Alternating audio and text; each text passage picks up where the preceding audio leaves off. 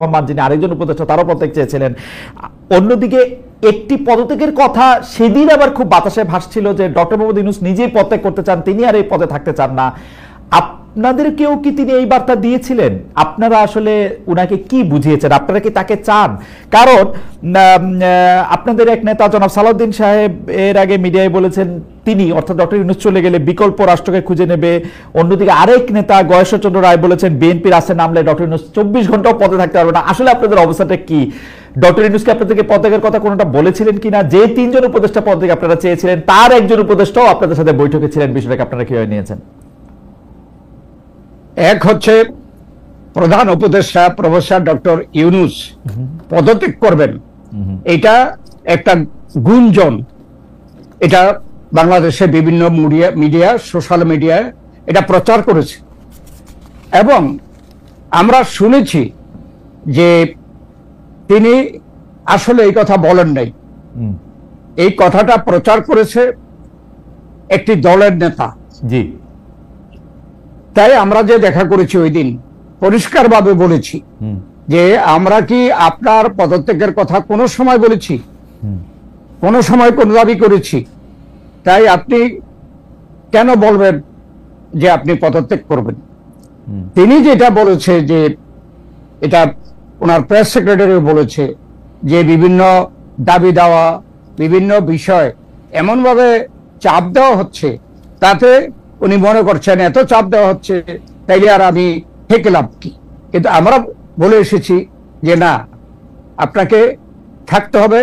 এদেশের মানুষ অনেক আশা করে আপনাকে এই পদে বসিয়েছে এবং যেই কাজটা আপনি করতে হবে মিনিমাম, যে এই দেশের জনগণের ভোটে নির্বাচিত একটি সরকারকে, জনগণের সরকারকে প্রতিষ্ঠা করে আপনি একটি নিরপেক্ষ সরকার আপনি সসম্মানে বিদায় নিতে পারবেন। কেন এখন আপনি পদত্যাগের কথা বলবেন? তো উনি সেটা আর আমাদের কাছে তেমন কিছু জোর দিয়ে বলেন। এখানে আমার ছোট্ট প্রশ্ন ছিল, উনাকে কি দাবি দেওয়ার মুখে বিরক্ত মনে হইলো এনসিপির দাবি দেওয়ার মুখে নাকি বিএনপির দাবি দেওয়ার মুখে? বিরক্ত কার উপরে উনি আসলে? না, বিএনপির দাবি দেওয়া তো কিছুই নাই। দাবি দেওয়ার মধ্যে শুধু ইলেকশন আছে, যে ইলেকশনটা ওনাকে করতে হবে। আর আমরা সংস্কারের সমর্থন দিচ্ছি, আমরা বিচারের সমর্থন দিচ্ছি। তবে এইগুলোকে শর্ত হিসাবে ধরার কোনো সেখানে যুক্তিকতা নাই বলেই আমরা বলেছি সংস্কার, বিচার এবং নির্বাচন সম্পূর্ণ 3টা বিষয় এবং একটা আরেকটাকে কোনো ধরনের হ্যাম্পার করবে না। অতএব আপনি নির্বাচনের জন্য একটা দিন তারিখ রোড ম্যাপ এটা বলেছি। আর মধ্যে বলেছি যে আমরা কেন ডিসেম্বরের মধ্যে চাই, সেটা হচ্ছে ডিসেম্বরের পরে 26শে জানুয়ারি, এরপরে ফেব্রুয়ারি থেকে রোজা, ফেব্রুয়ারি পরে রোজার পরে প্রায় 1.5 মাস 2 মাস লাগে রোজা থেকে ইয়া হতে, একটু নর্মাল সবকিছু হতে। এরপরে আবার আমাদের যে বড় বড় পরীক্ষাগুলো আছে, যেমন এসএসসি পরীক্ষা, এইচএসসি পরীক্ষা, এগুলো আসবে। অতএব এটা কখনোই নির্বাচনের মৌসুম হতে পারে না। নির্বাচনের মৌসুম শীতকালে, সেই জন্য আমরা বলছি যে ডিসেম্বর এটা নির্বাচনের মৌসুম হিসাবে সবার থেকে গ্রহণযোগ্য হবে। আপনারা একটা ডেট চাইতেছেন এবং 3 জন উপদেষ্টা পদত্যাগ চেয়েছেন এবং এর মধ্যে একজন উপদেষ্টাকে নিয়েই ডক্টর মোহাম্মদ ইউনূস বৈঠক করেছেন। এই বিষয়টা থেকে আপনারা কি বার্তা পেলেন? মানে না, আমরা সেখানে উপস্থিত হওয়ার আগে জানি না যে প্রফেসর ডক্টর ইউনূসের সাথে কারা কারা উপস্থিত থাকবেন। এখানে তো প্রফেসর আলী রিয়াজ, তিনি তো এই উপদেষ্টা কমিটির কেউ না, তিনি দ্বিতীয় ব্যক্তি হিসেবে উপস্থিত ছিলেন। তারপরে উপদেষ্টা যারা ছিলেন আমরা তো আগে জানি না কারা এখানে থাকবেন। সেখানে আমরা 3 জন যে উপদেষ্টার কথা বলেছি বিতর্কিত, সেটা তারা খুঁজে বের করবে। ওকে, ডক্টর খন্দকার মোশাররফ হোসেন, এই কথা কি ঠিক যে যেদিন আপনারা তার সঙ্গে দেখা করতে গিয়েছেন তার আগে থেকে আপনারা তার সময় চাইছিলেন দেখা করার জন্য এবং আপনারা পাইছিলেন না, যেটা আমরা এর আগেই যখন আমাদের এই গুঞ্জন ঢাকায় বা বাংলাদেশে শুরু হলো যে প্রফেসর ইউনূস পদত্যাগ করতে চায়, তখনই আমাদের দল থেকে ওনার সাথে দেখা করার জন্য আমরা অনুরোধ করেছিলাম, কিন্তু সেই সময়টাই দিতে পারে নাই। যেদিন থেকে উনি দলের সাথে কথা বলবে ঠিক করেছে সেই দিন কিন্তু প্রথম আমাদেরকে ডেকেছে। ওকে, আমরা সেই ভালো উদ্দেশ্য নিয়ে, আমাদের খোলা মন নিয়ে আমরা আগেও চেয়েছিলাম, দিতে পারে নাই, ওনার ব্যস্ততা থাকতে পারে, যেদিন দিয়েছে আমরা সেই দিনই সেখানে আমরা সাক্ষাৎ করতে গিয়েছি।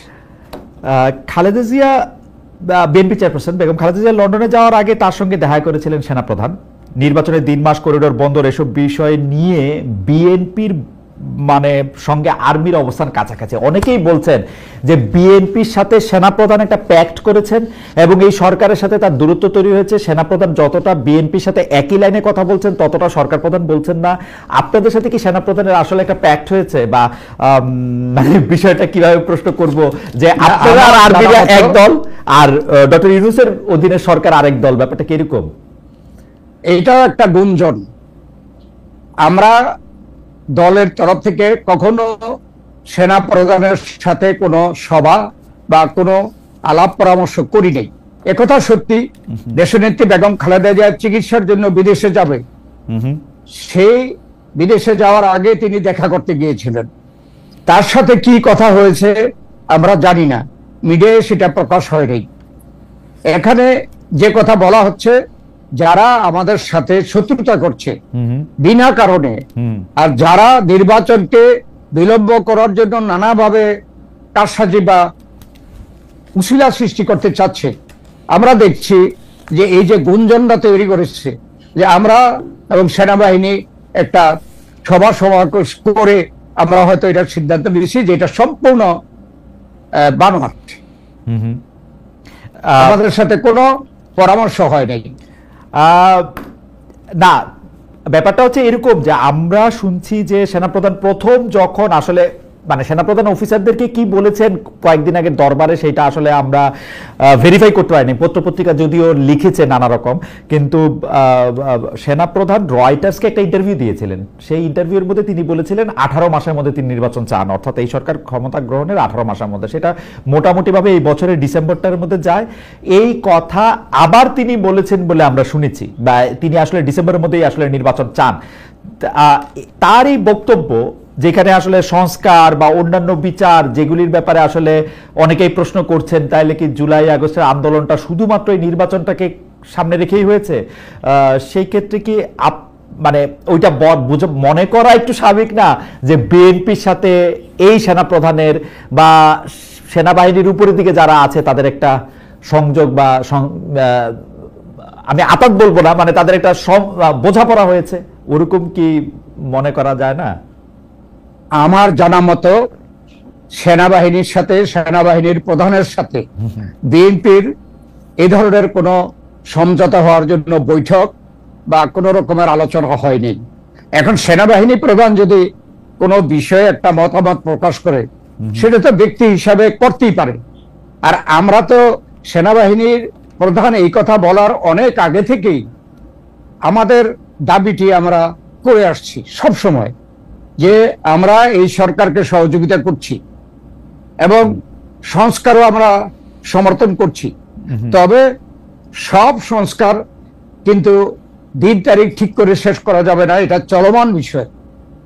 শুধু নির্বাচন সংক্রান্ত সংস্কারগুলো অতি দ্রুত শেষ করে নির্বাচনের দিন তারিখ ঘোষণা করার জন্য আমরা কিন্তু প্রথম থেকেই চাপ দিয়ে আসছি। ওকে, অন্য একটু প্রসঙ্গে যাই। বিএনপির ভারপ্রাপ্ত চেয়ারম্যান জনাব তারেক রহমান লন্ডন থেকে ভার্চুয়ালি আপনাদের সঙ্গে মিটিং করছেন, তৃণমূলের মিটিং করছেন, বক্তৃতা দিচ্ছেন, কিন্তু আপনি কিন্তু মনে করেন না যে জনাব তারেক রহমান যদি এখন দেশে ফিরতেন তাইলে দলের নেত্রী কর্মী তাদের মধ্যেও একটা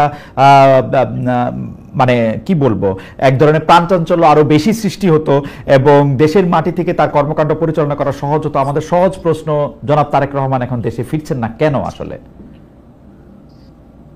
আমরা যতটুকু জেনেছি যে ঢাকায় যে উচ্চ আদালতে এখনো হাইকোর্ট লেভেলে একটা সিদ্ধান্ত হয়েছে, তারপরে এই হাইকোর্টের রায়ের বিরুদ্ধে আপিল হয় কিনা এটা দেখতে হবে। যেমন জোবায়দা রহমান আসছে দেশে, জি, তিনি কিন্তু হাইকোর্ট থেকে এই সিদ্ধান্ত নিয়ে তারপরে সুপ্রিম কোর্টে আপিল করেছেন, এখনো অপেক্ষা করছে। এই যে প্রসেস, এইটা কিন্তু এখনো বাকি আছে। তো তারেক রহমান আমাদের জানা মতো তিনি যত শীঘ্র পারেন ফিরবেন, তবে বাংলাদেশে যে আইনি জটিলতা আছে এটাকে পরিষ্কার করে তিনি ঢাকায় ফিরতে চান। এবং আমাদের বিএনপি নেতা কর্মীরা, দেশের জনগণ প্রত্যাশা করে যে যত শীঘ্র তিনি ঢাকায় আসবেন এবং আমাদের নেতৃত্ব নেবেন, ততই দেশের জন্য, জনগণের জন্য, জাতির জন্য মঙ্গলজনক। ডক্টর হোসেন, উনি যদি কোনো রকম কোনো আইনের থাকেও উনি আইনের মোকাবেলা বিদেশ থেকে করতে চান না, বিদেশ থেকেই করতে চান, দেশ থেকে করতে চান না, এটা কি কোনো রিজন আছে? উনার কি বাংলাদেশের বিচার বিভাগ বা আইন আদালতের প্রতি আস্থা ওরকমই নাই যেরকম ছিল না শেখ হাসিনার আমলে? না, সম্পূর্ণ আস্থা আছে। কেননা হাইকোর্ট লেভেলে তারেক রহমানের পক্ষে রায় হয়েছে, রাইট। এখানে নিয়ম মতো আপিল করতে পারে কোন পার্টি। আপিল হচ্ছে কিনা এটার একটা সময় সীমা আছে, এই সময়ের মধ্যে যদি আপিল না হয় তাহলে ওই হাইকোর্টের রায় বহাল হবে। এটা দেখার জন্য আমার বিশ্বাস যে তারেক রহমান এখনো দেশে ফিরছে না। ওকে, কিন্তু তিনি তো প্রকৃতপক্ষে এই লন্ডন থেকেই বিএনপিকে নেতৃত্ব দেওয়া, জনগণকে নেতৃত্ব দেওয়া, এটা কিন্তু বহুদিন যাবতীয় করে আসছে এবং জনগণ তা গ্রহণ করেছে। না, সেটা তো একটা আলাদা পার্সপেক্টিভ ছিল যে শেখ হাসিনার আমলে উনি তো দেশে ফেরাটা, আমারও কথা হয়েছিল তার সঙ্গে, সেখানেও তিনি বলেছিলেন যে, আমি শেখ হাসিনার আমলের কথা বলছি, যে সেখানে তার এই ভয় ছিল যে, বা শঙ্কা ছিল, আমি যদি এটা বলি যে তাকে আসলে কারাগারে প্রেরণের, অন্যায় রায় দেওয়ার, এরকম নানা ধরনের। এখনো কি উনি এই শঙ্কাটার মধ্যে আসেন কিনা সেটা হচ্ছে আমার প্রশ্ন। এবং হাইকোর্টে উনি সবগুলি মামলা উনার খালাস হয়েছে, এখন এর বিরুদ্ধে এপিল হবে কিনা সেই জন্য ইনি অপেক্ষা করবেন। এপিলেরও কিছু সময় আছে, আবার নতুন মামলা উদ্ভূত করানোরও কিছু সময় আছে। আপনারা রাজনীতিবিদ, আপনি এটা আরো খুব ভালো করে জানেন, মামলা মোকদ্দমা তো থাকেই। সো মানে ঘরের ছেলে ঘরে ফিরবে না কেন? হ্যাঁ, না, ঘরে ফিরবে। ঘরে ফেরার জন্য সে এত রাজনৈতিকভাবে সম্পৃক্ত, আমরাও চাই। আমরা বিশ্বাস করি অতি শীঘ্রই বাংলাদেশে ফিরবে। এর আগেই আপিল বিভাগের যে সমস্যাটা আছে সেটা সিদ্ধান্ত হয়ে যাবে বলে আমার বিশ্বাস। আচ্ছা, আমি একটু খালেদা জিয়ার প্রসঙ্গে একটু আসতে চাই। আমরা যতটা দেখেছি যে চিকিৎসার কারণে, ক্রমাগত কেয়ারের কারণে আগের চেয়ে তিনি অনেকটা সুস্থ, পারিবারিক বলয়ও, স্বজনদের সঙ্গে তিনি সময় কাটাচ্ছেন। রাজনীতিতে তিনি এখনো সক্রিয় হন নাই। বেগম খালেদা জিয়া কি রাজনীতিতে সক্রিয় হবেন, নাকি রাজনীতি থেকে অবসর নেবেন, নাকি এখনকার মতোই এক ধরনের মানে নন প্লেইং ক্যাপ্টেন হিসেবে দলে থেকে যাবেন? বেগম খালেদা জিয়া বর্তমানেও আমাদের চেয়ারপারসন, আর Tarique Rahman senior vice chairman হিসাবে তিনি ভারপ্রাপ্ত চেয়ারম্যান, এবং লন্ডন থেকে তার ভূমিকা সে পালন করছে। বেগম খালেদা জিয়া হয়তো যেদিন থেকে প্রয়োজন মনে করবে যে তিনি বাংলাদেশে সরাসরিভাবে ওপেনলি রাজনীতি শুরু করবেন, আমরা দৃঢ় বিশ্বাস করি সেই দিন থেকে তিনি সিদ্ধান্ত নেবেন। আমরা এই সিদ্ধান্ত দিতে পারবো না, তবে আমরা আশা করি যে তিনিও সক্রিয় হবেন এবং আমাদের ভারপ্রাপ্ত চেয়ারম্যানও তারেক রহমান নিজে এসে বাংলাদেশে দলকে নেতৃত্ব দেবেন। আমি জানি না এই প্রশ্নটা অনেকেই করছেন, মানে অনেকে আবার একথাও বলছেন যে বেগম খালেদা জিয়া রাজনীতিতে আর সেই অর্থে সক্রিয় হচ্ছেন না, তিনি আর রাজনীতিতে মানে সে থাকছেন না। উনি কি এইরকম কোনো উপসংহারে কি পৌঁছানো যায় যে তিনি আর রাজনীতিতে থাকছেনই না বা থাকছেনই, ওরকম কোনো কথা কি? না, আমরা যারা এই বাংলাদেশে থেকে রাজনীতি করছি, আমাদের কাছে এমন কোন ইঙ্গিত এ পর্যন্ত বেগম জিয়া বা অন্য কেউ দেয় নাই যে বেগম জিয়া আলটিমেটলি রাজনীতি করবে না, এটা কিন্তু আমাদের কাছে ইঙ্গিত দেয় নাই। তাই আমরা আশা করছি, জনগণ আশা করছে, বেগম জিয়াও আরো একটু সুস্থ হয়ে সরাসরি নির্বাচনে এবং সরাসরি রাজনীতিতে অংশগ্রহণ করবেন। ঠিক একইভাবে তারেক রহমানও দেশে এসে আমাদেরকে নেতৃত্ব দেবেন। আরেকটা প্রসঙ্গে যাই, সচিবালয়ে সরকারি কর্মচারীদের আন্দোলনে এনবিআর বন্দর অচল করা আন্দোলনের বিরুদ্ধে আমরা দেখতে পাচ্ছি নতুন গঠিত যে রাজনৈতিক দল বৈষম্য বিরোধী ছাত্র আন্দোলন, যারা জুলাই আগস্টের নেতৃত্ব দিয়েছে, তারা এই আন্দোলনের বিরুদ্ধে, এইসব আন্দোলনের বিরুদ্ধে, সচিবালয় আন্দোলনের বিরুদ্ধে, এনবিআর বন্দর অঞ্চল করা আন্দোলনের বিরুদ্ধে। এসব নিয়ে বিএনপির অবস্থানটা কি? কেন এই ধরনের আন্দোলন, মানে এই প্রশ্নটা হচ্ছে, এই ধরনের আন্দোলন সংগ্রামে আসলে বিএনপি প্রতি সরকারি কর্মচারী নেতা, বিএনপি প্রতি শ্রমিক নেতারাই ফ্রন্টলাইনার, বিএনপি প্রতি শ্রমিক কর্মচারী সংগঠনগুলিকে আমরা দেখতে পাচ্ছি যে এসব আন্দোলনে সক্রিয় বলে অনেকে অভিযোগ করছেন। বিএনপির এগুলিতে অবস্থান কি? এনসিপি স্পষ্ট বলেছেন, এনসিপি নেতৃবৃন্দ, যেমন আমি আব্দুল হান্নান মাসুদ বলে এনসিপির একজন নেতা আছেন, তিনি বলছেন আজ সচিবালয়ে এনবিআর কিংবা পোর্টে যারা স্ট্রাইক করছেন তাদের বলছে বিপ্লব ওখানেও হবে। হাসান আব্দুল্লাহ বলছেন জনদুর্ভোগ ও ফেসিবাদ দীর্ঘায়িত করার ক্যান্টনমেন্ট হিসেবে পরিচিত সচিবালয়ের কুসম্পর্কে সচেতন থাকুন। ডক্টর খন্দকার মোশাররফ হোসেন, আপনার কাছ থেকে একটু শুনতে চাইবো যে আপনাদের বিএনপির কি অবস্থান?